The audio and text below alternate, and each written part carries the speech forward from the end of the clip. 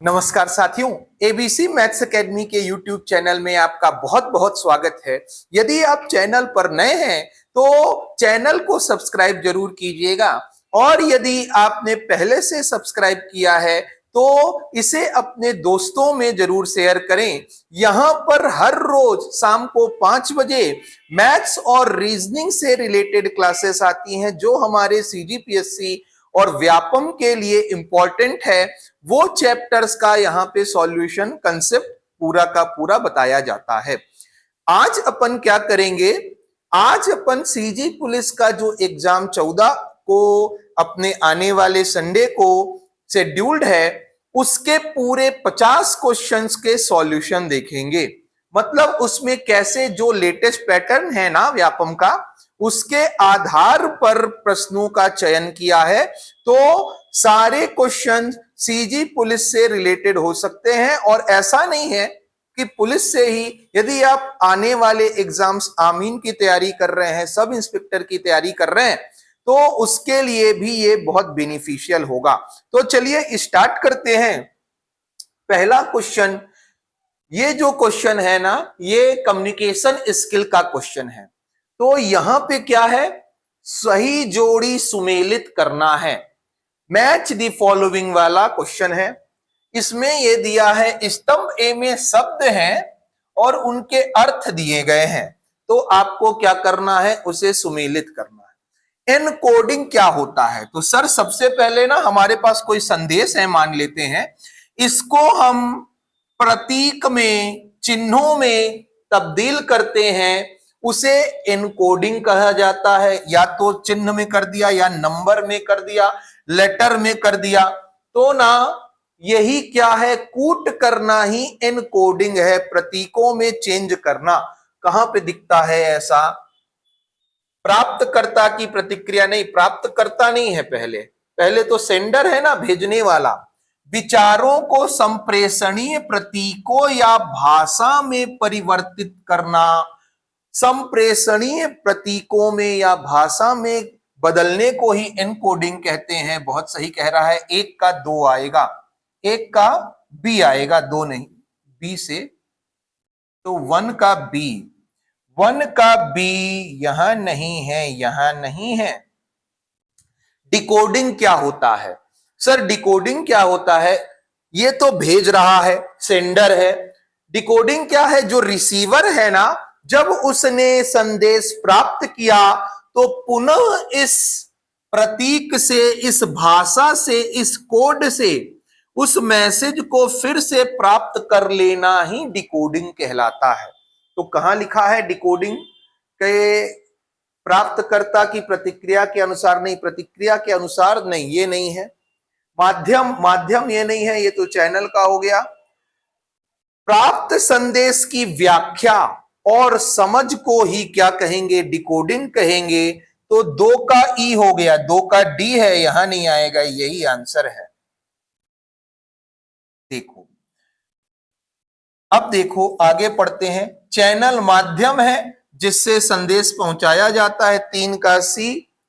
संदेश filtering, filtering को तो आप सब समझते हैं, फिल्टर करना, उसे जो ना अनवांटेड है उसको रोक देना। तो संदेश के कुछ भाग को आगे बढ़ाना जो कि इंपॉर्टेंट है। संदेश की फिल्टरिंग क्या? डी कहलाएगा 4 का। ए बी, ए बच गया, तो ए क्या है? Feedback loop. फीडबैक क्या होता है? जैसे रिसीवर है ना, ये सेंडर हो गया, ये रिसीवर है, इसे कुछ मिला, प्राप्त संदेश प्राप्त हुआ, तो ये फिर से फीडबैक देगा कि संदेश कैसा था, पूरा का पूरा उसे मिला कि नहीं, कि कुछ प्रॉब्लम है, कुछ नॉइज है, कुछ बाधा है, बैरियर है। तो ये जो इसे सेंडर को फिर बताता है, इसे ही फीडबैक कहते हैं। प्राप्तकर्ता रिसीवर की प्रतिक्रिया, ये जब प्रतिक्रिया दे रहा है लास्ट में, के अनुसार संदेश को समायोजित करना। मान लो अब रिसीवर बोल रहा है, भाई बहुत ज्यादा ना नॉइज था, बहुत ज्यादा आपका संदेश अच्छा नहीं आ रहा था, नॉइज आ रहा था, तो ये ऐसा भेजा, तो ये सेंडर क्या करेगा? हाँ, नॉइज को रिड्यूस करेगा। तो यही क्या है? फीडबैक है। चलिए, 5वां का ए, आंसर क्या आ गया? ऑप्शन नंबर ए इसका राइट आंसर है। ये ब्लड रिलेशन का क्वेश्चन आ गया। क्या कहता है? ए बी का भाई है, ए भाई है, बी का, इनके माता पिता होंगे, ठीक है।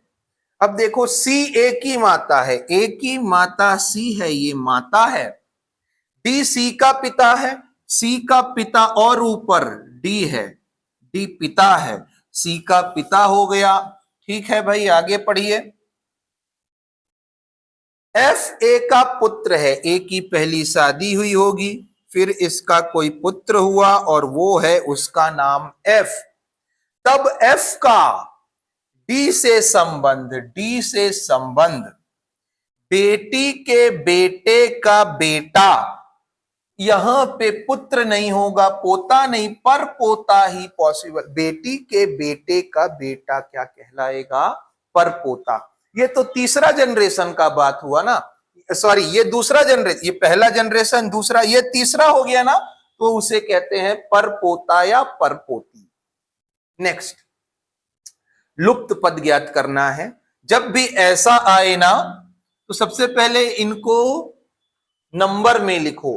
तो ए क्या होता है? 1, सी 3, सी 3, बी होता है 2, ये 4, ये 3, ये होता है 5, ये होता है 25, क्वेश्चन मार्क लिखा है। तो जब भी हमको बनाना है, हमने क्या बताया है आपको? बड़ा नंबर बनाते हैं। बड़ा नंबर क्या है सर? ऐसे में तो ज्यादा बड़ा नहीं दिख रहा है, ऐसे में ये 5 सबसे बड़ा, ऐसे में 25, तो ये बनाना होगा। कैसे बनाया जा सकता है? तो हम चेक करते हैं। 2 का स्क्वायर किया सर, 2 का स्क्वायर 4, 1 का स्क्वायर 1, तो 4 और 1 5 जोड़ दिया।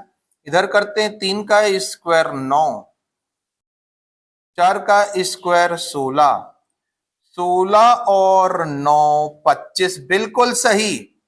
तो 3 का स्क्वायर करेगा, 3 का स्क्वायर होता है 9, 3 का स्क्वायर होता है 9, 9 9 18, और 18 मतलब क्या? आर। आर दिया? आर तो नहीं दिया सर। यहां तक ये लॉजिक सही था, लेकिन यहां पे सही नहीं है। क्यों? क्योंकि यहां पे ऑप्शन ही नहीं है। तो अब ये नहीं बोलना क्वेश्चन गलत दे दिया, आपको दूसरा लॉजिक सोचना पड़ेगा। दूसरा लॉजिक सोचिए, कोई और लॉजिक सोचिए इसमें। ये लॉजिक से तो क्वेश्चन बनने से रहा नहीं बन रहा। सर क्या लॉजिक लग सकता है? और देखते हैं। हमको ये पता है बड़ा नंबर बनाना है, तो एक काम करते हैं, इन दोनों का गुणा कर लेते हैं। 4 तिया 12, अब स्क्वायर करके नहीं आ रहा तो गुणा ही करते हैं, नंबर बड़ा है, जोड़ के तो ला नहीं सकते। 4 3 7 करके, तो 4 तिया 12, और 12 को 25 बनाने के लिए 2 का फिर गुणा करना पड़ेगा। 3 गुणे 4, 4 तिया 12, और फिर 2 का गुणा किए, 12 दूना 24 और 1 25। तो यहां करते हैं 1 गुणित 2 और फिर गुणित 2 हुआ, 2 एकम 2, 2 दूनी 4 और 1 5, ठीक है सर। तो यहां भी यही करते हैं, 3 गुणित 3 और इसका डबल कर दें, 3 तिया 9, 9 दूनी 18 और 1 19, 19 मतलब होता है एस। एस दिया है क्या? ऑप्शन नंबर डी है। ऑप्शन नंबर डी में है भाई, चेक करो। ऑप्शन नंबर डी इसका राइट। क्या किया? कुछ नहीं किया, इन दोनों को गुणा किया, इन दोनों को गुणा किया, और गुणा करने के बाद फिर डबल कर दिया और एक जोड़ा। चलिए भाई, बढ़िया क्वेश्चन था ये। नेक्स्ट क्वेश्चन देखिएगा, क्या कहता है? जिस प्रकार दूसरा पद एनालॉजी का है, तो देखते हैं। सर यहां 9 है, 63 को 9 बनाया होगा, 63/7 किया होगा, 7 निया 63, तो 9 आया। तो यहाँ x है मान लो, तो इसको भी 7 से डिवाइड किया, आया कितना? 14। x इज इक्वल टू 14 सत्ते 98, 14 सत्ते 98, 98 तो नहीं है। मतलब सर ये लॉजिक सही नहीं है, कोई और लॉजिक लगाया है। तो और क्या लगा सकते हैं? इन दोनों को ऐड करो तो 6 3 9, तो इनके अंकों को ऐड करेंगे तो 14 आना चाहिए। 4 2 6 आ रहा है, 14 नहीं है, 14 नहीं है, आंसर नहीं हो सकता। 6 5 11 आ रहा है, 14 नहीं है, नहीं हो सकता। 9 6 15 आ रहा है, 14 नहीं है, नहीं हो सकता। 8 6 14, 14 के बराबर है। Option number 1। क्या करना था? ऐड करके सॉल्व करना था। चलिए नेक्स्ट क्वेश्चन भाई। ये तो सिंपल सा है सर, ये ऐसा है ना, अब दो दो लाइन कर दिया थोड़ा टेढ़ा करके, तो इसको भी टेढ़ा करेगा, टिल्ट करेगा, और डबल लाइन, ये डबल लाइन नहीं है, डबल लाइन नहीं है, टिल्ट करेगा, ये तो सेम एज इट इज है, टिल्ट टेढ़ा नहीं किया। Option number C right answer है भाई। नेक्स्ट, अब देखो, ये कोर्स ऑफ एक्शन का हो गया। कोर्स ऑफ एक्शन मतलब आप क्या करेंगे, आपकी कार्यवाही क्या होगी। तो पढ़िए क्या कहता है। एक पुलिस कांस्टेबल भीड़ बड़े भरे बाजार में दो लोगों को जोर जोर से बहस करते हुए देखता है। पुलिस कांस्टेबल है, उसकी, आप जैसे कांस्टेबल का एग्जाम दे रहे हैं तो आपकी कोई ड्यूटी लगी है किसी बाजार में, वहां बहुत भीड़ है और वहां पर दो लोग हैं, वो बहुत तेज आवाज में जोर जोर से बहस कर रहे हैं। बहस और भी लोगों को आकर्षित कर रही है। अब क्योंकि बहस हो रही है ना, तो और लोग जा रहे हैं, वहां पे इकट्ठा हो रहे हैं, जिससे भीड़ बढ़ते जा रही है। क्योंकि बाजार कौन सा है? बहुत भीड़ भरा बाजार है और स्थिति जल्द ही झगड़े में बदल सकती है। लोग और आकर्षित हो रहे हैं, बहुत सारे लोग आ गए हैं, तो ऐसा लग रहा है कि अब नहीं, अब झगड़ा ही हो सकता है। तो अब क्या करना है? सबसे पहले क्या करना चाहिए एज अ कांस्टेबल? आपको दोनों व्यक्तियों को तुरंत गिरफ्तार कर लेना चाहिए। तुरंत गिरफ्तारी ना इस मामले में थोड़ी सही कार्यवाही नहीं नजर आती, पर देख लेते हैं। जब भी कार्यवाही हो ना, सारे सभी को पूरा पढ़ा करो, डायरेक्ट मार्क नहीं किया करो। तो तुरंत बोल दिया इसलिए थोड़ा सा ना ये सही नजर नहीं आ रहा, पर यदि ऑप्शन में बाकी ऑप्शन और अच्छे नहीं है तो इसी को मार्क करेंगे। आगे बढ़ते हैं। शांति से हस्तक्षेप कर कर दोनों व्यक्तियों को अलग कर देना चाहिए। ठीक है, ये भी हो सकता है, इससे बेटर है, ये इससे बेटर है। आगे पढ़ते हैं। इंतजार करें और देखें कि क्या स्थिति बिगड़ती है। आप इंतजार नहीं करोगे भाई, आपकी ड्यूटी है कानून व्यवस्था, लॉ एंड ऑर्डर सही रहे, और वो बिगड़ता देख आप इंतजार नहीं करोगे। नहीं, ये तो बिल्कुल नहीं होगा। भीड़ को तितर बितर होने के लिए कहेंगे और फिर उन व्यक्तियों से अलग अलग बात करेंगे। देखो, अब हमको ये समझ में आ गया कि ये ऑप्शन नहीं होगा, ये और ये ऑप्शन दोनों में से कुछ हो सकता है। अब देखना, दो लोग लड़ाई कर रहे हैं। अब भीड़, दो, प्रॉब्लम क्या है? लॉ एंड ऑर्डर की सिचुएशन है जहां पर भीड़ है और लोग और आते जा रहे हैं। अब और आते जा रहे हैं, क्यों? आकर्षित हो रहे हैं। तो सबसे पहले आपका काम क्या होना चाहिए? ये भाई, ये सॉल्यूशन इनका तो निकालेंगे पहले, ये तो निकले यहां से। तो भीड़ को तितर बितर करेंगे, फिर इनको आपस में समझाएंगे शांति से। ये ऑप्शन सही नजर आ रहा है। अगर आपने इनको समझा भी दिया फिर भी भीड़ खड़ी है, बताओ, तो प्रॉब्लम हो ही जाएगी। आपको क्या करना है? इनको तितर बितर करना है और अलग अलग उनसे बात करो, समझाओ। क्योंकि इतना बड़ा उन्होंने कोई कानून व्यवस्था नहीं तोड़ा कि जिससे तुरंत गिरफ्तार कर लिया जाए। वेट भी नहीं करोगे। चलिए, 5x5, 5x5x5 आकार का एक घन 1x1 आकार के घन का उपयोग करके बनाया जाता है। तो नया घन बनाने की कितने नए घन की आवश्यकता होगी? सबसे पहले देखो, ये नए घन की वैल्यू आती है n³। n क्या है? जो बड़ा घन है ना, एक साइड उसको छोटे घन की साइड से डिवाइड करो, कितना आया? 5। ये किसकी वैल्यू है? n की। n का क्यूब टोटल हो जाएगा 5 का क्यूब, 5 का क्यूब मतलब 125। आपका राइट आंसर है ऑप्शन नंबर। चलो, अब देखो, ये है कथन एवं पूर्व धारणा से क्वेश्चन। भारत में रोजगार की स्थिति में सुधार के लिए वर्तमान शिक्षा प्रणाली को दैनिक जीवन में वैज्ञानिक खोजों को लागू करने की दिशा में पुनर्गठित करने की आवश्यकता है। रोजगार की ना सुधार लाना है रोजगार में, क्योंकि आप देख रहे हो स्किल्ड नहीं है लोग, लेबर स्किल्ड नहीं है, लोग भी स्किल्ड नहीं है। तो उनमें वैज्ञानिक खोजों को लागू करें जिससे स्किल डेवलपमेंट हो और क्या होगा, रोजगार की स्थिति में सुधार होगा, उनमें अपलिफ्टमेंट होगा लाइफ में। तो धारणा क्या है, ऐसी शिक्षा पूरी करने के बाद छात्र अपनी आजीविका कमाने में सक्षम हो सकते हैं। बिल्कुल, हमारा ध्येय यही तो था कि रोजगार में सुधार हो। तो ये यदि वैज्ञानिक खोज को लागू करेंगे तो ये ऐसा हो सकता है, सही बात है। दूसरा, यह युवाओं को शिक्षा का अर्थ समझा सकता है। शिक्षा का अर्थ समझा सकता है, बिल्कुल सही हो सकता है, क्योंकि आप रोजगार आपको मिला वैज्ञानिक खोजों से, तो आपको समझ में आएगा कि हाँ भाई, शिक्षित लोग वैज्ञानिक तरीके अपनाकर रोजगार प्राप्त करते हैं। शिक्षा का अर्थ समझ में आ सकता है लोगों को, युवाओं को। राज्य अधिक राजस्व अर्जित करेगा क्योंकि अधिक लोग स्वयं को स्वरोजगार में संलग्न करेंगे। ये बात तो सही है, लेकिन क्या यहां पे ये बोला है राजस्व की बात हो रही है? राजस्व की कोई भी बात नहीं हुई, ये सही नहीं है। एक और दो सही हैं, option number B right answer है।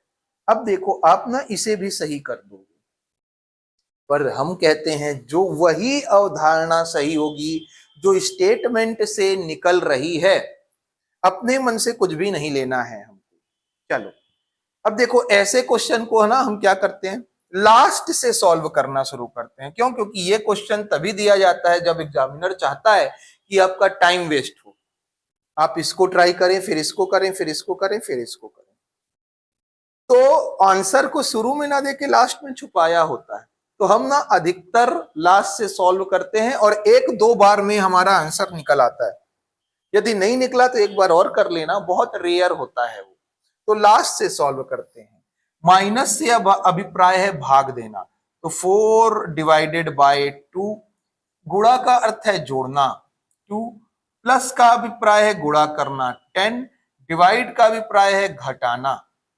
सबसे पहले डिवाइड होगा, 2 से डिवाइड किया 2, प्लस 10 दूना 20, प्लस माइनस कैंसल 20 आया। यही तो बोला है 20 किसके बराबर है, देखो पहले ही आंसर आ गया। तो ना ऐसे को ट्राई किया करो लास्ट से। ये समझो 60% चांस है कि इन दोनों में से आंसर होगा, 60% चांस है। इसको 10% और बढ़ा लो, 70% कर लो, चांसेस हैं कि इन दोनों में से ही कोई आंसर होगा। तो हम ट्राई लास्ट से ही क्यों ना करें। चलिए आगे बढ़ते हैं।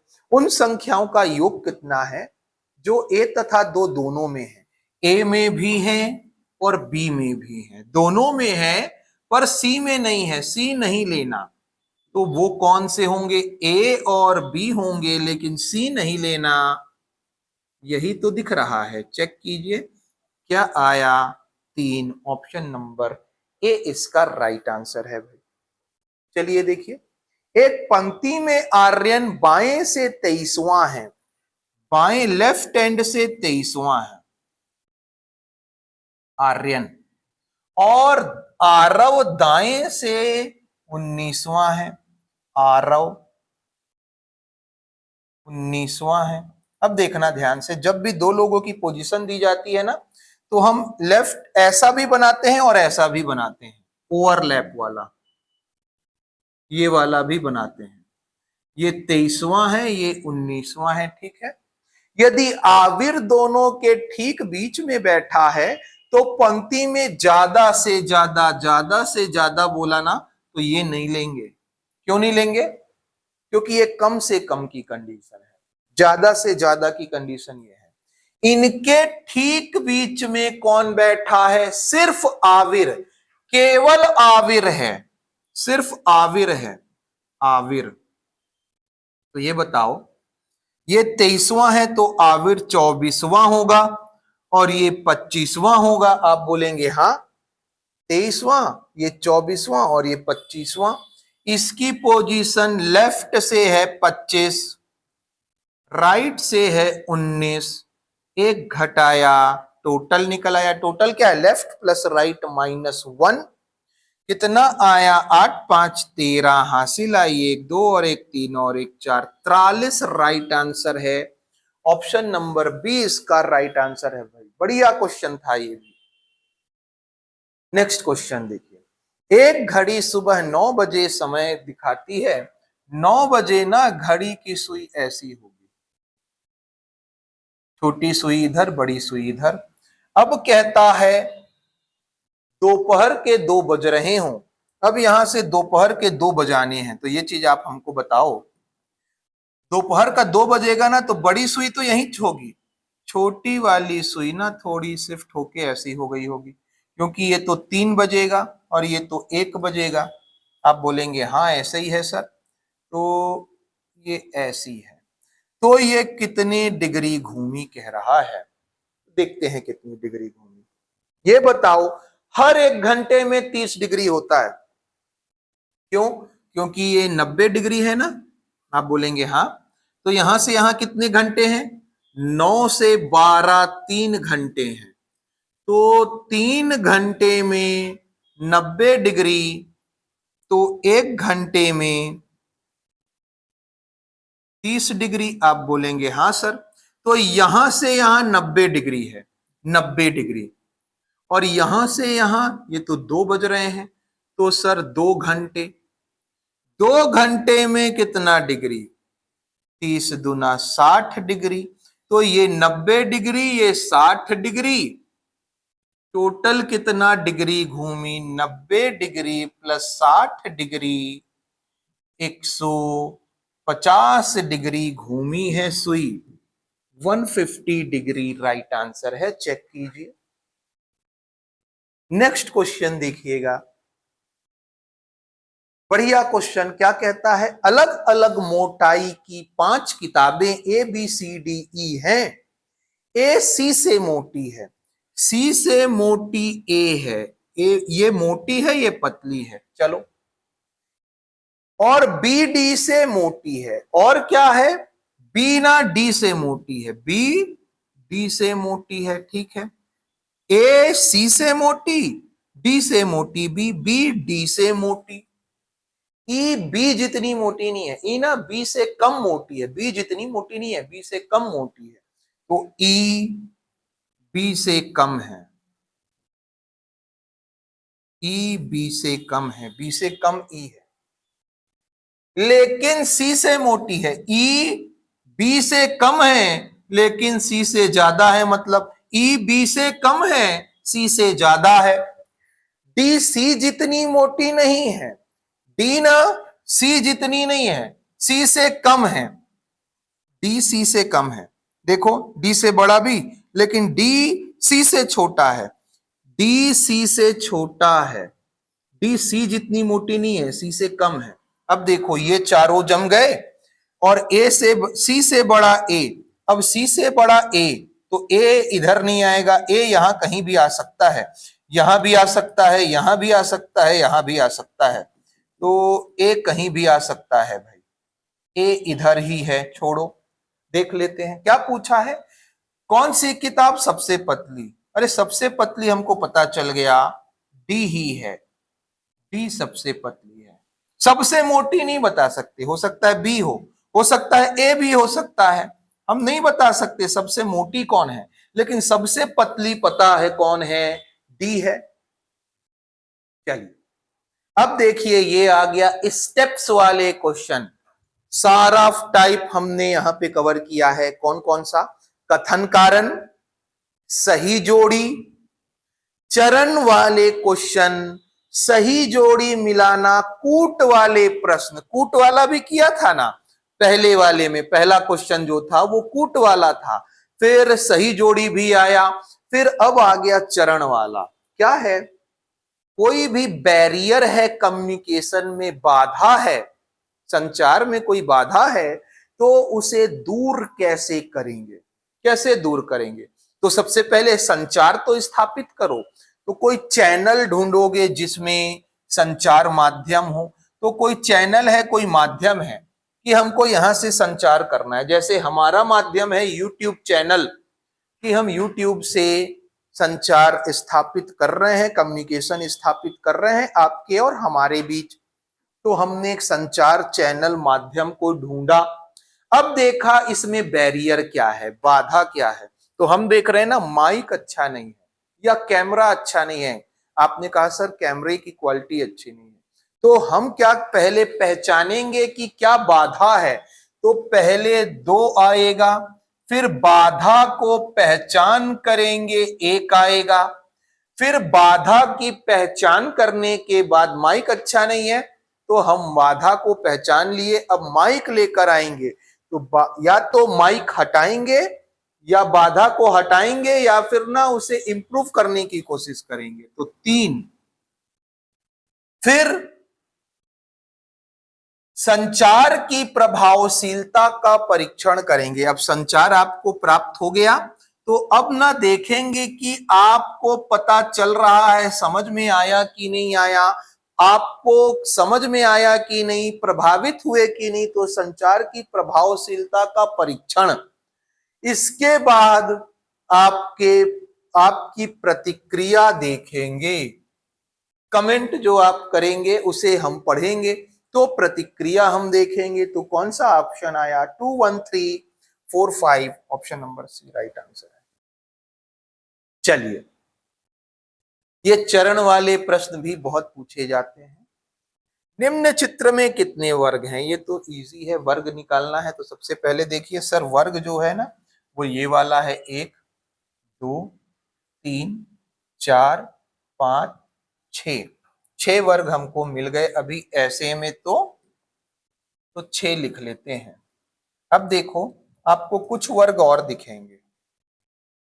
ये दिख रहा है आपको, ये वाला 1 2 3 4 5 6 7 वर्ग और दिख गए आपको।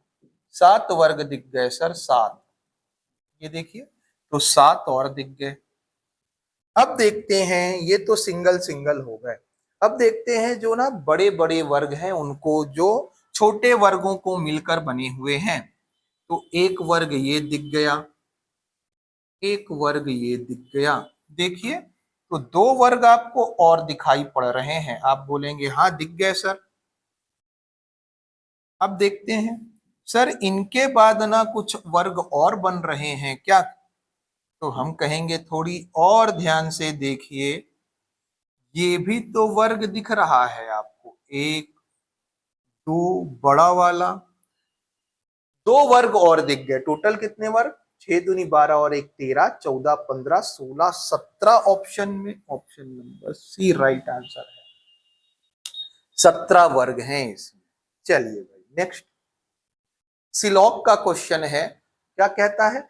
कुछ नेता अभिनेता हैं, कुछ नेता अभिनेता हैं, ठीक है। सभी अभिनेता जीरो हैं, जितने भी अभिनेता हैं जीरो के अंदर हैं। सभी नेता भ्रष्ट हैं, जितने भी नेता हैं वो भ्रष्ट हैं। तो ये कुछ ऐसा डायग्राम बन गया, देखो।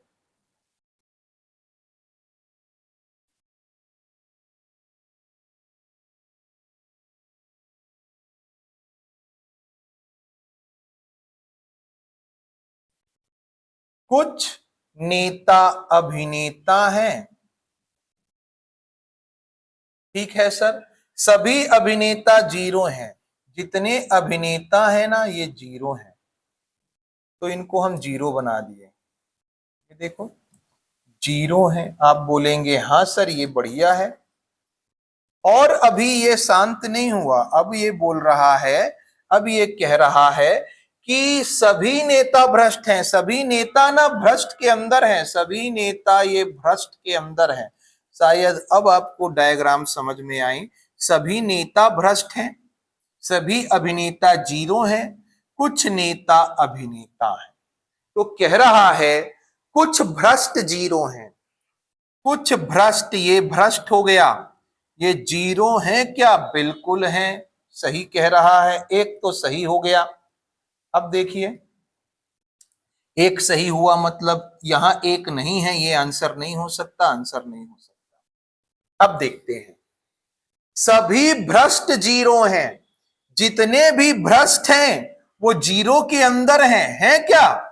नहीं, ये वाले भ्रष्ट तो जीरो के बाहर हैं। ये देखो, ये भ्रष्ट जीरो के बाहर हैं। ये गलत हो गया, गलत हो गया मतलब ये भी नहीं होगा, क्योंकि दो अनुसरण करता है बोल रहा है, वो तो गलत है भाई। ये तीनों आंसर नहीं है, मतलब यही है। सर ये क्यों गलत हुआ? लेकिन देखो, सब पॉजिटिव, ये भी पॉजिटिव, ये भी पॉजिटिव, ये भी पॉजिटिव ना, निगेटिव सही नहीं होता, पॉजिटिव से निगेटिव सही नहीं होता।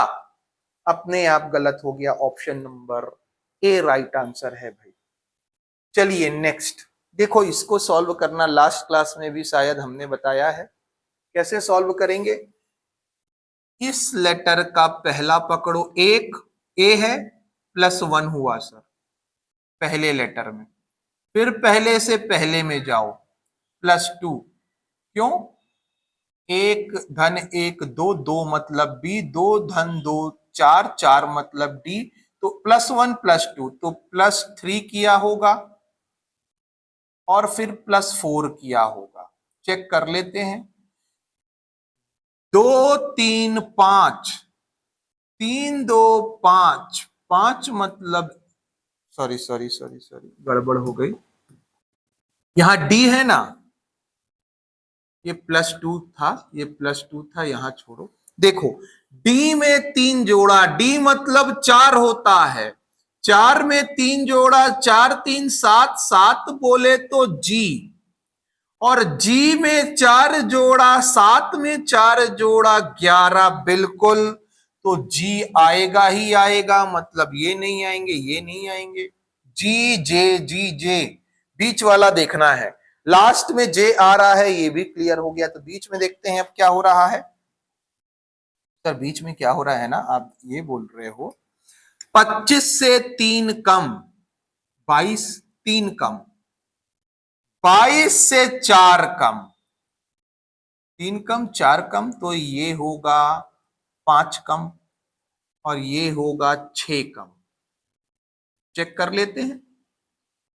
25 से 3 कम 22, 22 से 4 कम 18, 18 से 5 कम 13, 13 बोले तो जी तो पहले था, 13 बोले तो एम, और एम में 6 कम, एम में 6 कम होगा तो कितना होगा?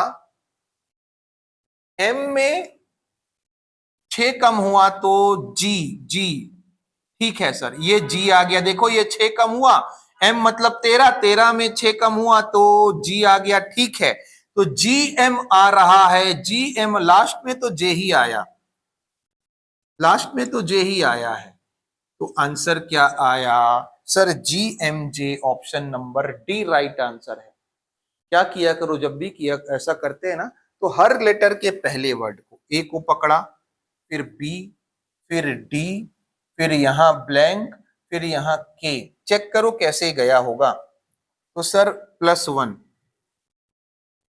+2, 2 2 4, तो +1 +2, तो यहां प्लस क्या हुआ होगा? +3। 4 और 3 7 बोले तो जी, और जी में से क्या +4 करने पर 11 हो रहा है?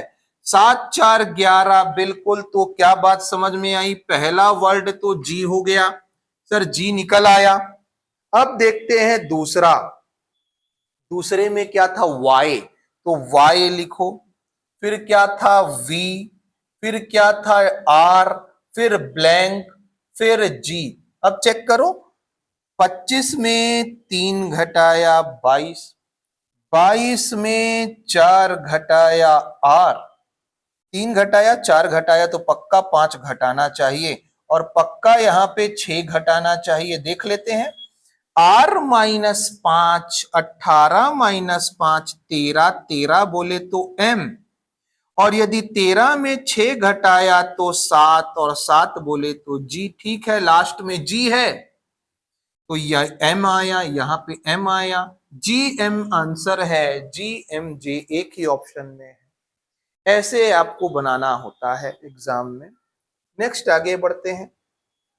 देखो, सहानुभूति बहुत बार बताया है हमने। सहानुभूति क्या है? दूसरे की भावनाओं को समझना। तो एक का ए, एक का ए, एक का ए, एक का ए। सक्रिय श्रवण, मौखिक और अशाब्दिक संकेतों का उपयोग करके ध्यान देना। ध्यान देना श्रवण, ठीक है, हो सकता है। पारस्परिक रूप से स्वीकार्य समाधान ढूंढना, एक समान लक्ष्य के लिए दूसरे के साथ प्रभावी ढंग से कार्य करना, टीम वर्क का है। समान से तो 4 का डी, 4 का डी कहाँ है?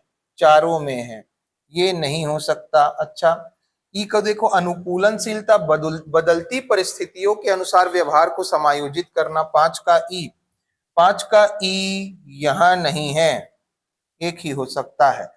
तो डी का क्या आया? C2 का क्या? ABCDE ऐसे ही जमाया है। हाँ, ABCDE डायरेक्ट वैसे ही जमा दिया है। चलो नेक्स्ट, सही जोड़ी से प्रश्न था भैया, आगे बढ़िए। 2 क्वेश्चन हैं, कोडिंग डिकोडिंग के हैं, सॉल्व कीजिएगा। कोडिंग डिकोडिंग में देखो कितने लेटर हैं? 3 3 6 3 3 9, 9 लेटर हैं। यहां देखते हैं यहां कितने हैं? 1 2 3 4 5 6 7 8 9। सर ये भी 9 है, मतलब हर एक लेटर का अपना अलग कोड है। आप बोलेंगे हाँ बिल्कुल। तो नॉलेज मतलब 11, N बोले तो 14, O बोले तो 15, W बोले तो 23, L बोले तो 12, E 5, G 4 7 5।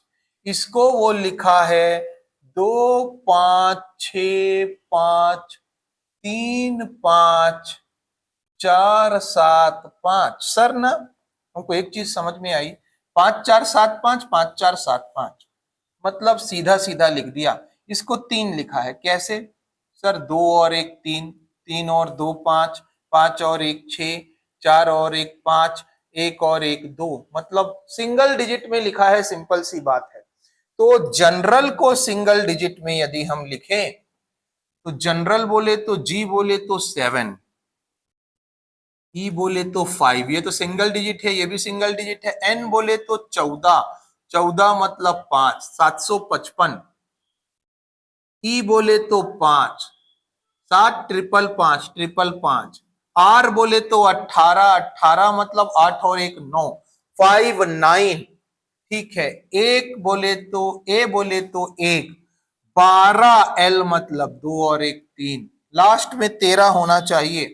लास्ट में 13, 913, 913 नहीं है, 13 नहीं है, 13 नहीं है, एक ही ऑप्शन है। चलो बोर को देखते हैं।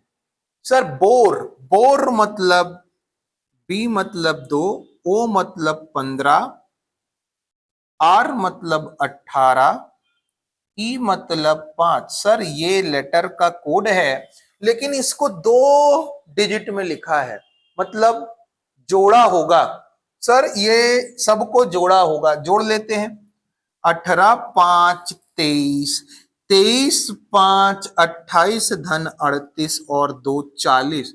सर जोड़ने पर भी 40 आया, लेकिन 40 को 10 क्यों बनाया? 10 बनाने के लिए 4 से डिवाइड तो नहीं किया। चेक करो। मी को देख लेते हैं, यही लॉजिक लगाते हैं। मी है 13 5, 13 और 5 18, लेकिन 18 को 9 लिखा है, तो 9 बनाने के लिए 2 से डिवाइड करना पड़ेगा। 2 से डिवाइड करेंगे तो 9 आएगा। ठीक है सर, लेकिन यहां 4 से किया तो यहां क्यों नहीं किया, और यहां 2 से किया तो यहां 2 क्यों नहीं किया? सर 2 से इसलिए किया क्योंकि यहाँ 2 लेटर थे, और 4 से इसलिए किया क्योंकि यहाँ 4 लेटर थे। मतलब सबको जोड़ रहा है और जितने लेटर हैं उन संख्या से डिवाइड कर रहा है। तो ये क्या है? गोस्टेल। गोस्टेल है, हो सकता है हॉस्टल हो, हम देख लेते हैं इससे बना के। 7, 15, 19, 20, 5, 12 सबको जोड़ो। 12, 5, 17, 17 और 20 37, 37 और 20 हो गया 19 हो गया 56, 56 और 15 सर ये हो गया 10, 66, 5, 71, 71 और 7 हो गया 78। कितने लेटर हैं? 1 2 3 4 5 6, 6 एकम 6, 6 दूनी 12, 6 3 18, 13 आना चाहिए। बिल्कुल 13 दिया है। देखो ध्यान से, बढ़िया क्वेश्चन था, मस्त क्वेश्चन था, मजेदार क्वेश्चन था। दोनों क्वेश्चन बढ़िया थे, कोडिंग डिकोडिंग के ही क्वेश्चन दोनों को रखा हमने। चलिए आगे बढ़ते हैं। टोटल अभी तक 20 क्वेश्चन हो गए हैं भाई, 50 क्वेश्चन अपन को सेशन में करना है। नंबर सीरीज से क्वेश्चन आया है सर हमको ये 1 2 2 दूना 4 और 1 5, 5 पंचे 25 और 1 26। कुछ समझ में आया क्या? 26 कैसे लिखा? ये 5 है ना, तो 5 को 5 से गुणा किया और 1 जोड़ दिया। सर ये 2 था ना, सबसे शुरुआत 1 से करते हैं। 1 को 1 से गुणा किया और 1 जोड़ दिया, 1 एकम 1 और 1 2। क्यों ऐसा? जो संख्या है उस संख्या को उसी संख्या से गुणा करके 1 जोड़ रहा है। अब ये क्या आया? 2, 2 यहां लिखो। अब ये 2 को 2 से ही गुणा करो, 2 दूना 4 और 1 जोड़ो 5। अब ये 5 को फिर यहां लिखो और वही संख्या फिर से धन 1, तो ये 26 यहां लिखोगे। 26 गुणित 26 धन 1, 26 का स्क्वायर 676 और 1 677 राइट आंसर है। क्या हुआ है यदि यहां पे देखें तो sir into 1 plus 1 into 2 plus 1 into 5 plus 1, तो इंटू 26। क्यों 26 है तो 26 से गुणा प्लस 1। 1 था तो 1 से गुणा, 2 था तो 2 से गुणा, 5 था तो 5 से गुणा, 26 है तो 26 से गुणा, और सब में प्लस 1, सब में प्लस 1। चलिए भाई बढ़िया क्वेश्चन था है ना। ये ऑड वन आउट का है, क्लासिफिकेशन कहते हैं, विषम छाटना है। कौन सा अलग है? विषम है। सबसे पहले ऐसा पेयर देता है ना तो डिफरेंस देख लो। 8 3 11, 7 3 10, 1 3 4, यहां पे 3 3 6, 3 2 5, सब में 3 का डिफरेंस है, लेकिन यहीं पे डिफरेंस 2 का है। यही तो आंसर है। चलिए, यदि नए स्थान पर जाकर दिशा का भ्रम हो जाता है, ये समझिए कोई ऐसा स्थान है जहां पर आप जाते हो तो दिशा सूचक यंत्र काम नहीं करता, भ्रम हो जा रहा है, कुछ ऐसा है, और वास्तविक उत्तर की दिशा उसे पूरब लगती है। ये उत्तर है ना, ये उत्तर आपको उत्तर ना दिखकर शिफ्ट हो गया, पूरब लगने लग गया। मतलब हर डायरेक्शन शिफ्ट होगा, मतलब हर डायरेक्शन शिफ्ट होगा।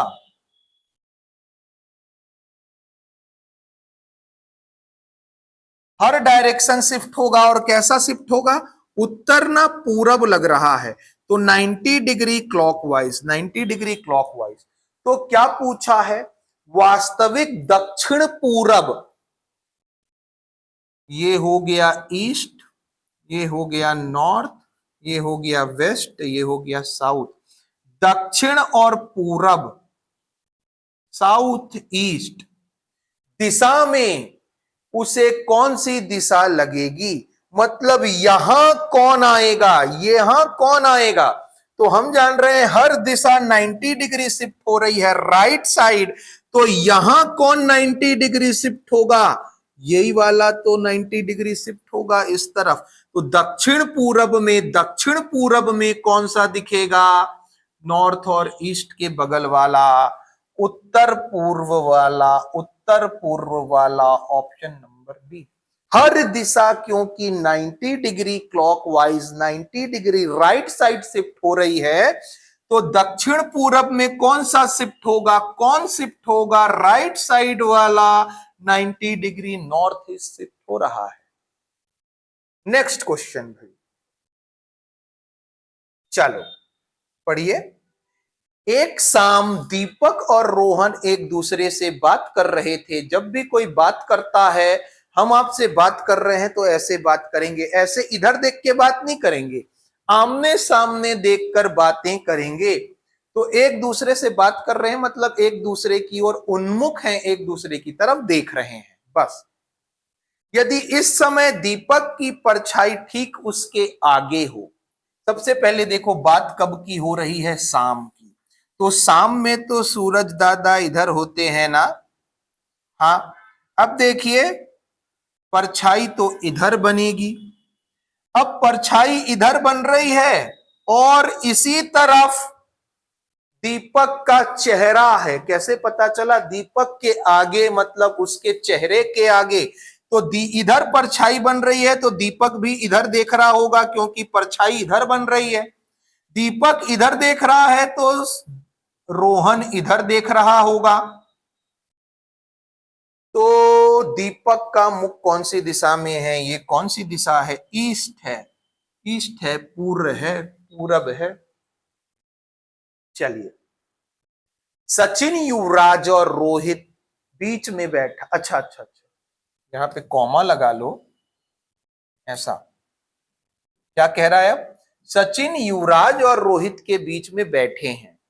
अब देखो कोई लाइन है, ये एक ना रेखा है, पंक्ति है, इसमें बैठना है। कौन कौन बैठ रहे हैं? सचिन, युवराज, रोहित, 3 लोग हो गए, वीरू चौथा हो गया और अनिल हो गया पांचवा। 5 लोग बैठे हैं। पांचों लोग दक्षिण की ओर मुख किए हैं। ये लाइन है, ये लेफ्ट एंड हुआ और ये राइट एंड हुआ। इसमें सब ना दक्षिण की ओर देख रहे हैं। 1 2 3 4 5, 5 लोग हैं, पांचों दक्षिण देख रहे हैं। अब देखना, ये पंक्ति का लेफ्ट है, ये राइट है, लेकिन सब इधर देख रहे हैं। तो लेफ्ट इधर होगा कि नहीं होगा? चेक करो। लेफ्ट इधर हो जाएगा राइट तरफ और राइट लेफ्ट तरफ हो जाएगा, याद रखना। अब पढ़ो, वीरू रोहित के बाईं ओर, बाईं मतलब लेफ्ट। तो वीरू ना रोहित के बाएं, रोहित के बाएं, रोहित के बाएं।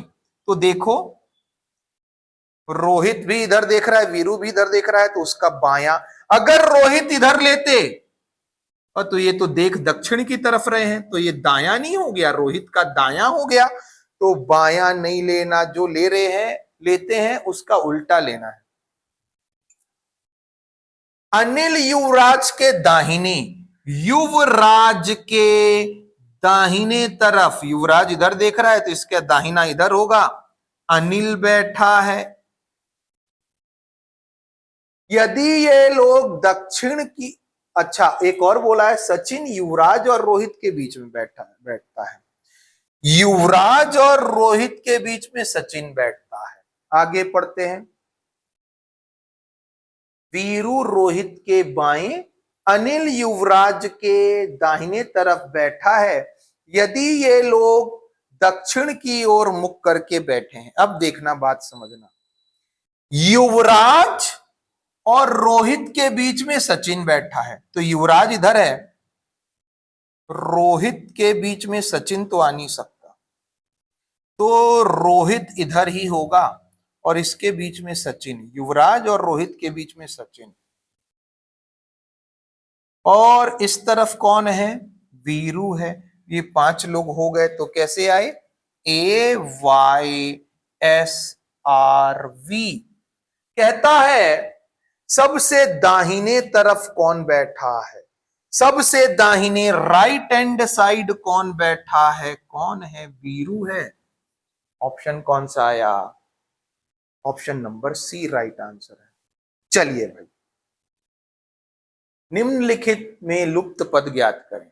अब देखो, संख्या कम हुई बढ़ी, कम हुई बढ़ी, तो जब भी ऐसा होना तो मिक्स्ड सीरीज हो सकता है।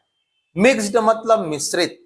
तो एक एक छोड़ो, 11 से 20 जाओ, प्लस 9, 11 9, 20 से 38 जाओ, 18, 38 से 74 जाओ, तो सर 4 14 6, और 6 में से 3 गया, 38 क्या हो रहा है? 9 दूनी 18, 18 दूना 36। ठीक है सर, नीचे भी देख लेते हैं, क्या ऐसे ही दुगना हुआ है क्या? तो 7 5 12, सर ये 5 है तो यहां से यहां ये क्योंकि दुगना हो रहा है ना, तो क्या मालूम इधर भी दुगना हुआ हो, तो 5 का दुगना 10। अगर ऐसा है तो यहां से यहां होना चाहिए 10 का दुगना 20। आप बोलेंगे हाँ। यदि 7 5 12 है तो 12 और 10 22 होना चाहिए। आप बोलेंगे बिल्कुल होना चाहिए। 12 10 22, और 22 और 20 42 है क्या? बिल्कुल। तो हमारा सही लॉजिक निकल आया। और यहां कौन सी संख्या आ गई भाई? सर यहां पे संख्या जो आ गई वो है 22। कौन सी संख्या आई क्वेश्चन मार्क की जगह पर? 22 आया, और वो राइट आंसर है। ऑप्शन नंबर 22 पे आप मार्क कीजिए। चलो, बढ़िया क्वेश्चन था भाई ये। नेक्स्ट क्वेश्चन देखिए, डाइस से रिलेटेड क्वेश्चन है। हम क्या जानते हैं डाइस में?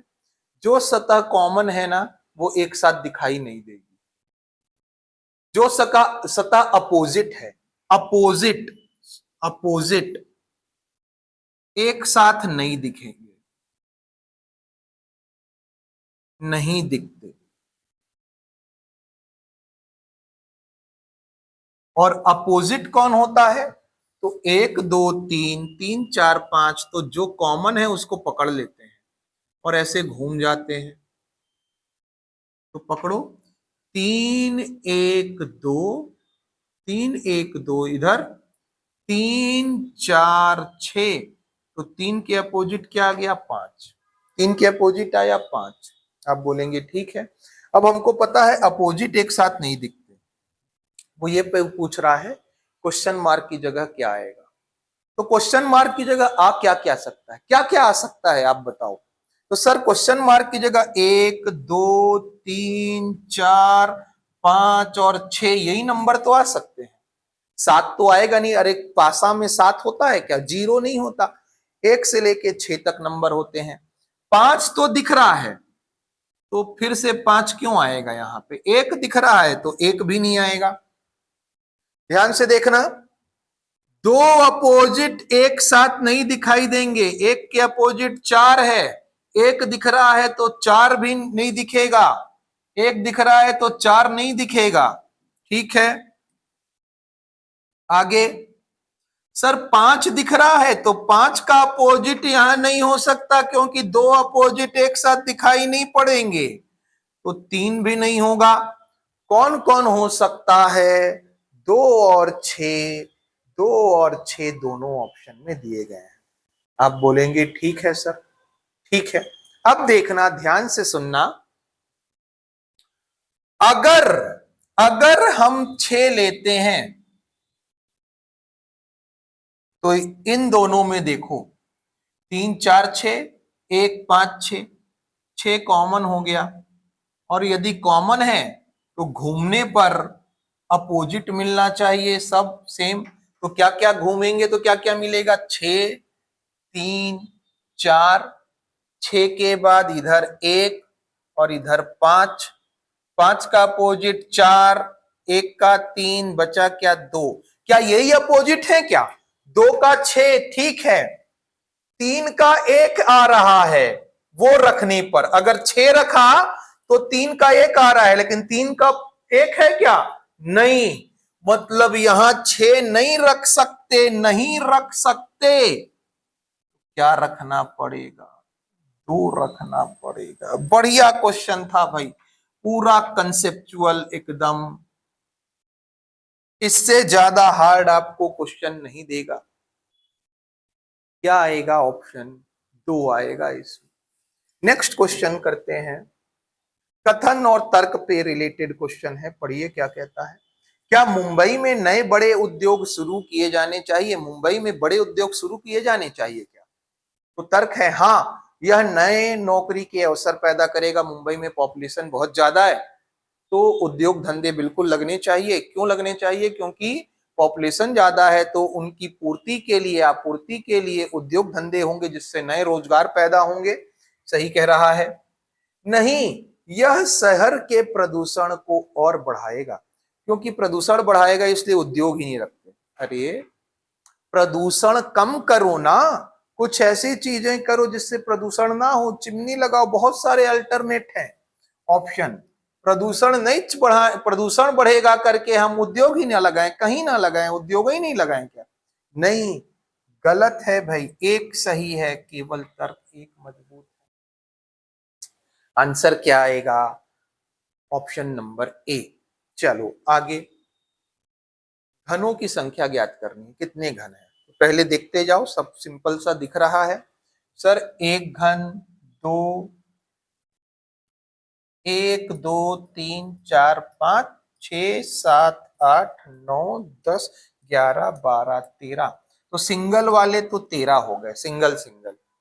अब डबल वाले देखते हैं, ये है तो 1 2, इसके नीचे 3 और 4, 5 और 6, 7 और 8, 9 और 10, 11 12 13 14। डबल वाले 14 हो गए, ये सिंगल वाले, ये डबल वाले। ट्रिपल वाले देखिए, तो ट्रिपल वाले कितने हैं सर? ये हैं 1 2 3, ट्रिपल वाले 3, 4 3 7 3 10, हासिल आई 1, 30 हैं।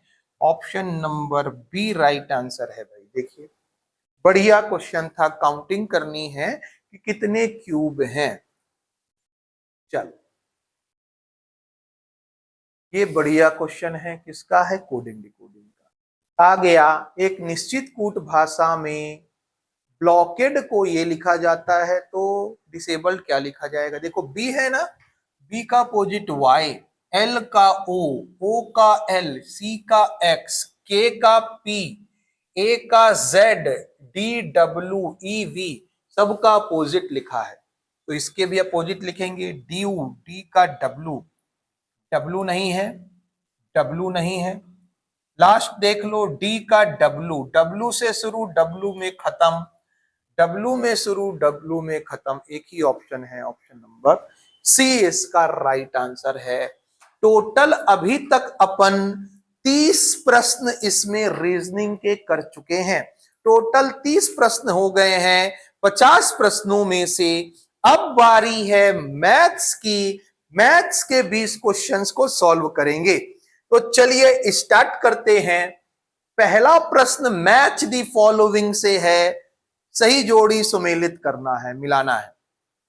कहता है दो संख्याओं का एचसीएफ गुणित एलसीएम बराबर है, किसके बराबर है?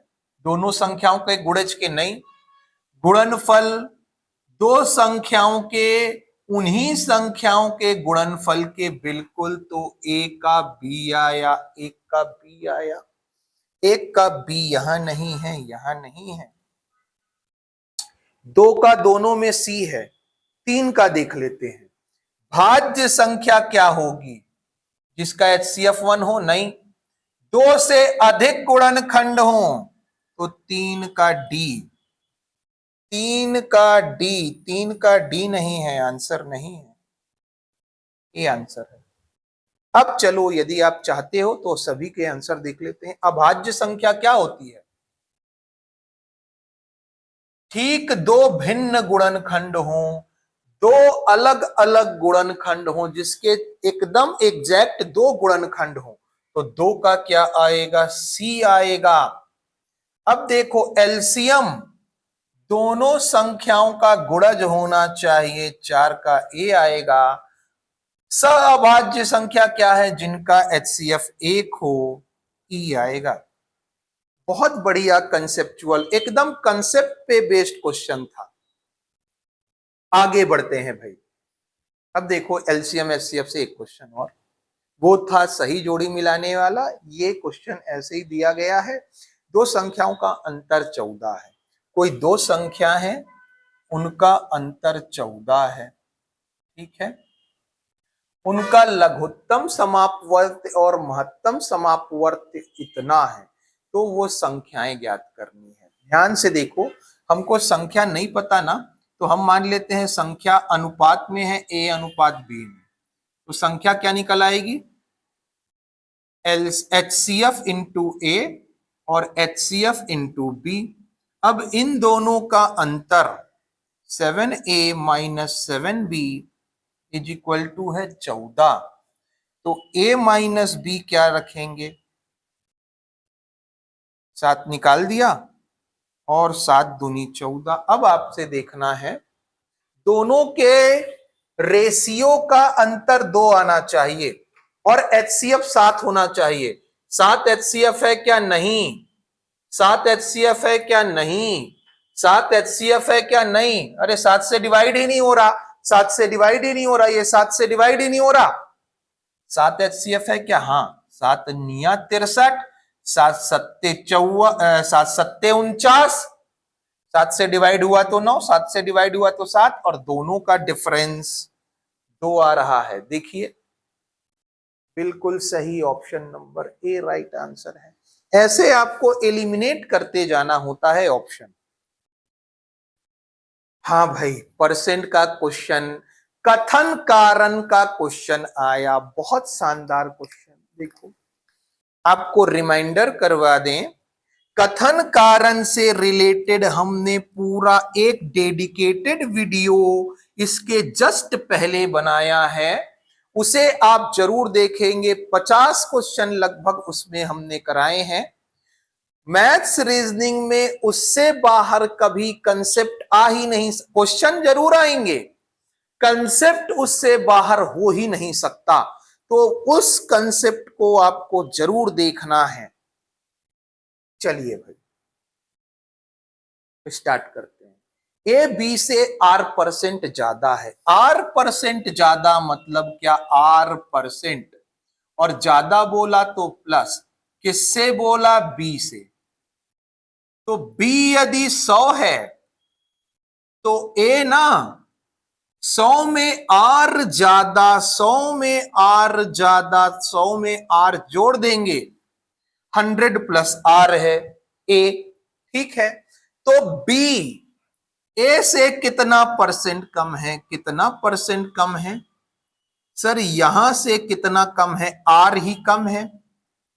कहां से, 100 प्लस आर से,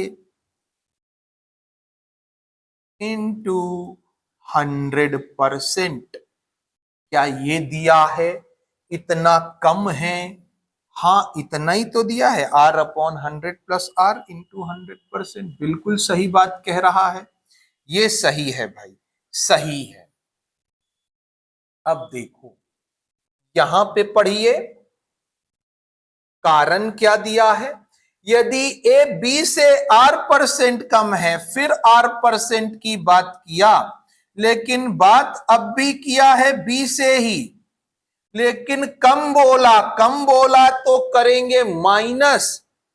तो ए और बी कितना आ गए, बी यदि 100 है तो 100 में आर कम ए होगा, 100 में आर कम ए है, तो ये कहता है बी ए से कितना ज्यादा है, कितना ज्यादा है, तो ज्यादा कितना है, आर। ऑब्वियस सी बात है, ये 100 से आर कम है तो ये आर ज्यादा होगा इससे। दोनों का डिफरेंस कितना है, आर है। कहां से, 100 माइनस आर से इंटू 100%, क्या यही दिया है? बिल्कुल यही दिया है, कारण भी सही है। दोनों सही हुए मतलब सी और डी आंसर नहीं है, ए और बी में चेक करना है। तो चेक करो, इसका रीजन ये है क्या, इसका कारण है क्या? नहीं, ये अलग सही है, ये अलग सही है। ऑप्शन नंबर बी इसका राइट आंसर है। बहुत शानदार क्वेश्चन था भाई। दोनों सही तो हैं, लेकिन उनकी व्याख्या नहीं हो रही।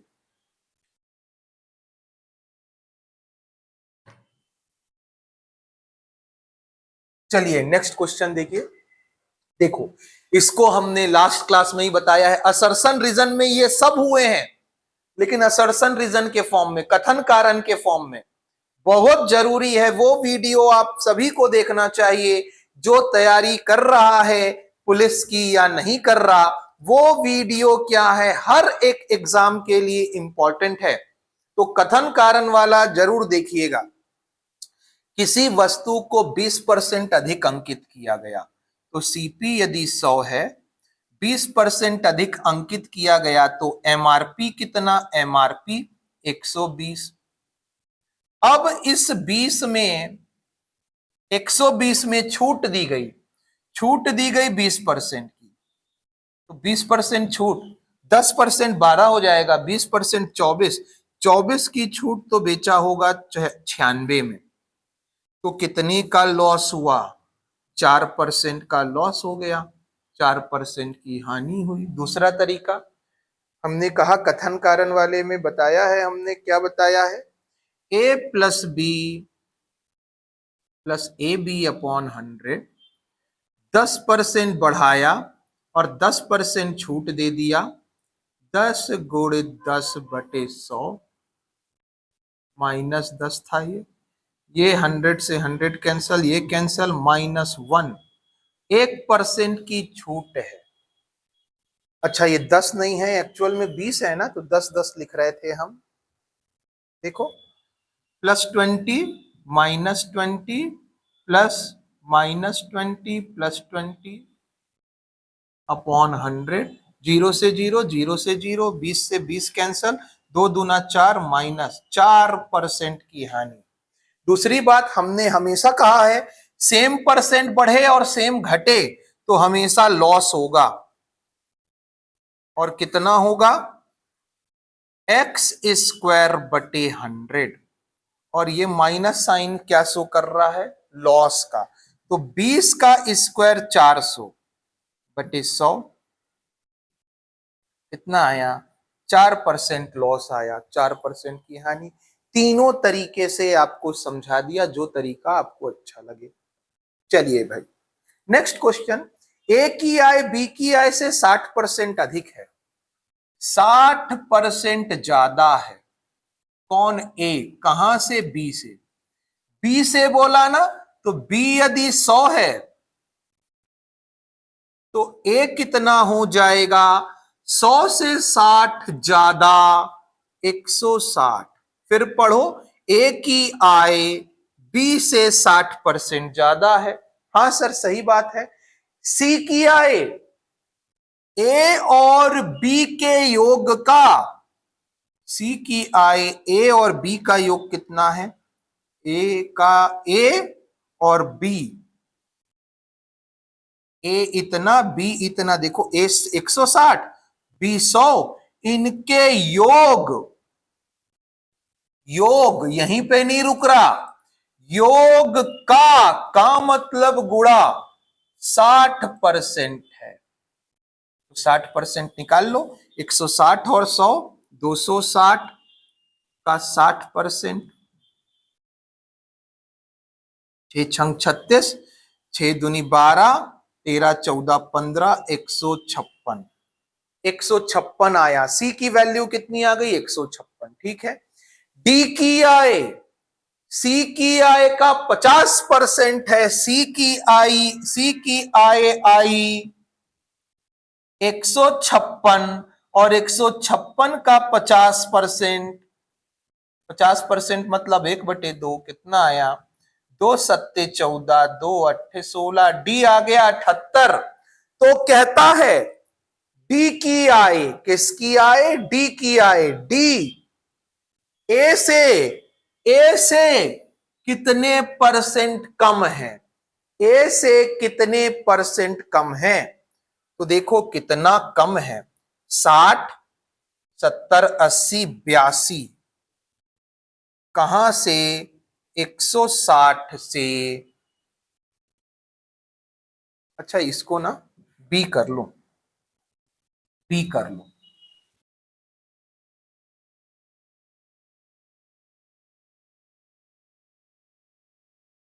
बी करो, ऑप्शन नहीं तो गलत हो जाएगा। अब देखो, तो डी की आय बी की आय से कितने परसेंट कम है? तो बी की आय से कितनी परसेंट कम है? 22% कम है। 100 से कितना कम है? 78, 22% राइट आंसर है। चलिए भाई, बढ़िया क्वेश्चन था। इन दोनों के योग का 60% है और ये जितना आया सी उसका 50% भी है। चलो नेक्स्ट क्वेश्चन। अनिल और कपूर की आयु का अनुपात 5:8 है। अनिल और कपूर दो लोग हैं। अनिल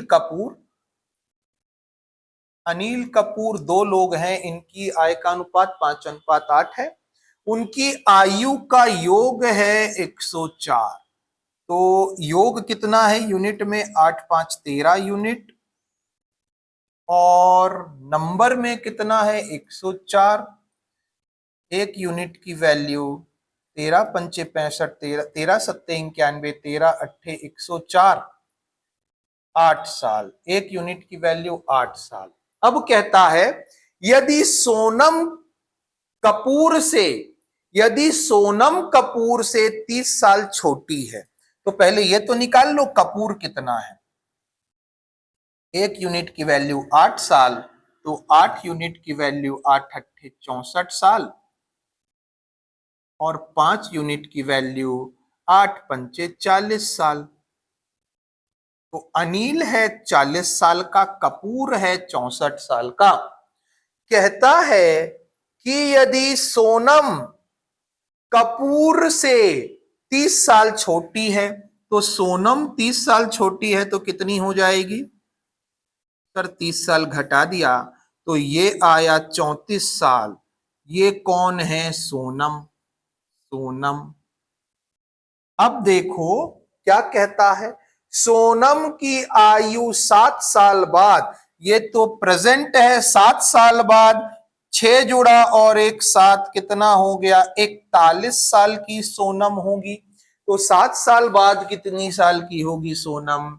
41 साल की। ऑप्शन नंबर डी इसका राइट आंसर है भाई। बढ़िया क्वेश्चन था। देखिए